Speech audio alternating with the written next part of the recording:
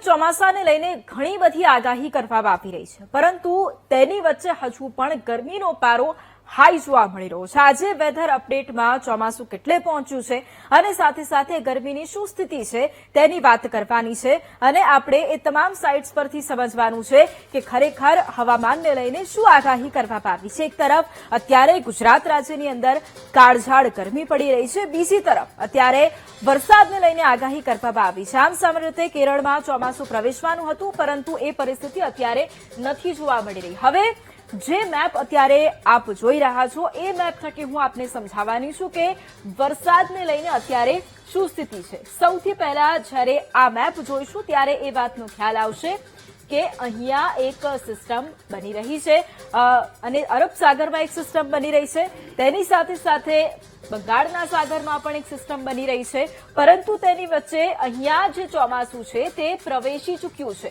પરંતુ જે ચોમાસું આગળ વધવાનું હોય, કેરળ તરફ જવાનું હોય તેની પરિસ્થિતિની વાત કરીએ તો હવે 26 તારીખ સુધીમાં આ જે ચોમાસું છે તે કેરળ ખાતે પહોંચી જશે। 26 અથવા તો તેના 1-2 દિવસમાં આ ચોમાસું કેરળ ખાતે પહોંચી જાય તેવી પૂરેપૂરી શક્યતાઓ છે। એટલે વરસાદને લઈને અત્યારે આ સ્થિતિ છે। આ આપ સિસ્ટમ પણ જોઈ રહ્યા છો અને એ સિસ્ટમને કારણે અત્યારે એક તરફ જે દક્ષિણનો આખો પટ્ટો છે, એક તરફ આપ એ પણ જોઈ રહ્યા છો કે શ્રીલંકા છે ત્યાં ચોમાસું પહોંચી ચૂક્યું છે, પરંતુ અડધા અમુક ભાગો એવા પણ છે કે જ્યાં હજી સુધી ચોમાસું નથી પ્રવેશી શક્યું। હવે આ મેપ થકી આપને હું બતાવીશ કે અત્યારે શું પરિસ્થિતિ।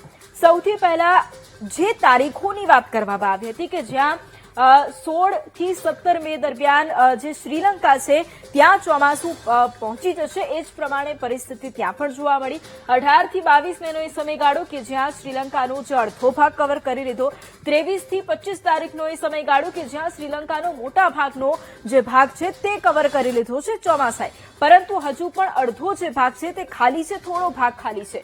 હવે એવી વાતો હતી કે લગભગ 26 તારીખની આસપાસ જે કેરળનો આ પટ્ટો છે ત્યાં ચોમાસું પ્રવેશી જશે, પરંતુ અત્યારે જે પરિસ્થિતિ જોવા મળી રહી છે તે અનુસાર 26 તારીખ પણ થાય અથવા તો તેનો પણ આગળ સમયગાળો વધી શકે છે। એટલે 26 પછી ચોમાસું આગળ વધી શકે છે અને એના જ કારણે આપ જોઈ રહ્યા છો કે જે અન્ય ભાગોમાં ત્યારબાદ ચોમાસું અને ત્યારબાદ જે અન્ય ભાગોમાં ચોમાસાનો પ્રવેશ થવાનો હતો તેમાં પણ અત્યારે જે સમય નિર્ધારિત થયો હતો તેના કરતાં વધારે મોડું થઈ રહ્યું છે। એ અહીંયા સ્પષ્ટપણે દેખાઈ રહ્યું છે કે અત્યારે જે ચોમાસું છે એ લગભગ શ્રીલંકાને ક્રોસ થોડું ઘણું કરી ચૂક્યું છે અને માત્ર થોડો એ ભાગ બાકી છે, ત્યારે હવે ચોમાસું થોડા જ દિવસોમાં પ્રવેશી શકે છે કેરળ ખાતે। હવે વાત ગરમીની કરવી છે, કારણ કે જ્યારે ગરમીનું પ્રમાણ વધી રહ્યું હોય એ વાત પણ થતી હતી કે ગરમી છે તેમાં ઘટાડો થશે, પરંતુ અહીંયા આપ જોઈ રહ્યા છો અમદાવાદ હોય, વડોદરા હોય, ભરૂચ હોય, ત્યાં આગળ ગરમીનું પ્રમાણ હજુ પણ છે। હજુ પણ આ વિસ્તારો છે કે જ્યાં યલો એલર્ટ આપવામાં આવ્યું છે। કોસ્ટલ એરિયાઝમાં ગરમીનું પ્રમાણ ખૂબ ઓછું છે સામાન્ય કરતાં, આ સિવાય કચ્છમાં પણ જે ગરમીનું પ્રમાણ છે તે પણ ઓછું છે, પરંતુ તેની સાથે સાથે જે ઉત્તર ગુજરાતનો પટ્ટો છે ત્યાં આગળ ગરમીનું પ્રમાણ વધારે છે। એટલે મધ્ય ગુજરાત અને જે ઉત્તર ગુજરાત છે ત્યાં ગરમીનું પ્રમાણ વધારે છે। હવે રાજકોટ, સુરેન્દ્રનગર સહિતના જે ક્ષેત્રો છે ત્યાં આગળ ગરમીનું પ્રમાણ ખૂબ વધારે જોવા મળી રહ્યું છે, એ આપણને સ્પષ્ટપણે દેખાઈ રહ્યું છે। રાહત ક્યાં છે તો દક્ષિણના પટ્ટામાં રાહત છે થોડી ઘણી, જે કોસ્ટલ એરિયા છે ત્યાં થોડી ઘણી રાહત આપણને જોવા મળી રહી છે। હવે આ તો વાત થઈ ગરમીની, પરંતુ તેની સાથે સાથે જે વેધર રિપોર્ટ છે તેના પણ આંકડા જ્યારે આપણે સમજીએ છીએ ત્યારે આપણને એ વાતનો ખ્યાલ આવે છે કે જ્યાં 42 ડિગ્રી જેટલું ટેમ્પરેચર હજુ પણ અમદાવાદમાં છે, હજુ પણ એ ગરમ શહેર અમદાવાદ ત્યારે બન્યું છે। અમરેલી બીજા સ્થાન પર આવે છે કે જ્યાં 41.3 ડિગ્રી તાપમાન તેનું પણ નોંધાયું છે।